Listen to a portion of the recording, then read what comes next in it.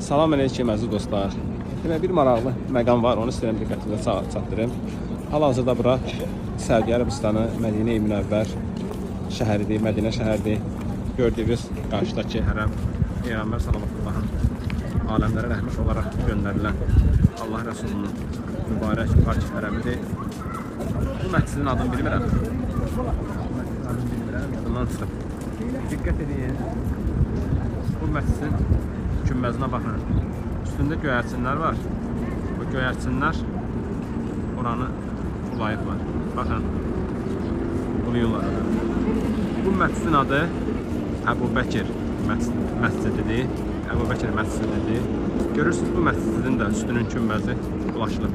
Bunlar rənglərinə fikir verin. Kirliliyi daha az bilinən rəngdir. Və qarşıda görürsünüz bir dənə ağ məscid var. Bu məscid də işləyir hal-hazırda. Görürsünüz, qarşısında adamlar var, girəcəklər. Bu məscid də işləyir. Qarşısında adamlar var, girəcəklər. Görürsünüz, girirlər, çıxırlar. Və Mədinə şəhərində bağlı məscid. Səhv edəmirəmsə, yeganə məscid. Bu gördüyümüz ağ məsciddir ki, Əli ibn Əbu Talib əleyhissalamın, yəni İmam Əli əleyhissalamın adlı olan məsciddir. Saud hökuməti o məscidi bağlayıb və məscidin günbəzlərini görürsünüz. Bunlardan daha çox kir götürəcək, ləşə götürəcək ağ rəngdir. Baxın, bu Allahın göyərçinləri gəlirlər. Düzdür, məscidlərin hamısı Allahın evidir, amma nişanələr var da. Bu Allahın göyərçini gəlir buranı ifrazatı ilə mi, peyni ilə mi kirləndirir.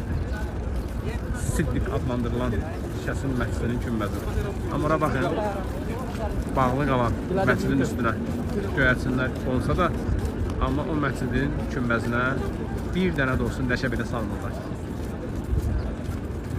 Heyrətləndirici məqam odur ki, Allahın quşları belə öz imamın, Allahın məsum bəndəsini tanıyır, amma insanların çoxu tanımır. Həqiqətən heyflər olsun. Salam olsun sənə ey Allahın Rəsulü, ya Rəsulallah. Allahın salam və salavatı olsun sənə və pak əhli beytinə.